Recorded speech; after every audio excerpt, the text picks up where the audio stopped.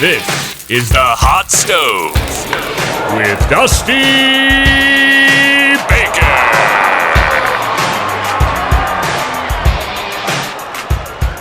You are watching the Hot Stove Trade Deadline Edition. The San Diego Padres in 2019 were definitely a team to watch at the start of the season. They looked like a team that could possibly compete for a wild card spot. They look good and still look pretty solid even now, but they've dropped off enough to where I will classify them as sellers at this point. The Padres have a lot to look forward to. They have the best farm system in all of baseball, and they have some young superstars that already, in my opinion, you can call superstars now, including the most notable one being Fernando Tatis Jr. Many others are on the horizon. So what should the Padres do at this time? Well, a big name that's been thrown out there that many teams have shown interest in is Kirby Yates. Yates is under control for another season, so if the Padres think that they can compete in 2020, maybe they hold on to him. If not, that is going to be a serious return because teams covet Kirby Yates. He could arguably be the best closer in all of baseball in 2019,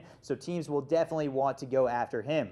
Outside of Yates, the Padres have a couple other pieces to look at. Craig Stammen, their middle reliever, could be an eighth inning kind of guy. He definitely is one of their main holds guys in the league. A lot of teams could show interest in possibly getting both Stammen and Yates as well in a package deal. That could bring the Padres in quite a few successful and major prospects if they decide to go that avenue.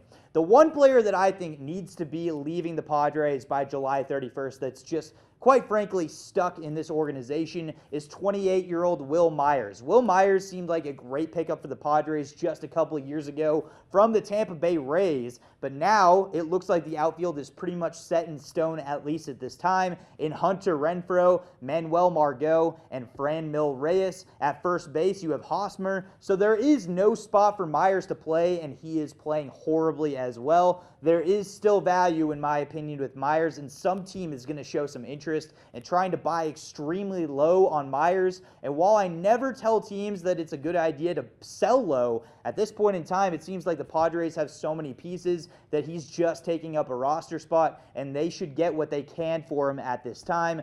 By July 31st, I don't know if he'll be on the move, but I think he should be the most likely and makes the most sense, in addition to Craig Stammen, who, of course, is also a free agent at the end of the year. The Padres have a lot to look forward to. This deadline will not be the end of them if they don't make any significant moves. They will be fun to watch for a very long time, but what would be very, very intriguing to watch at this point is to see if they can add on to that already incredible farm system before July 31st.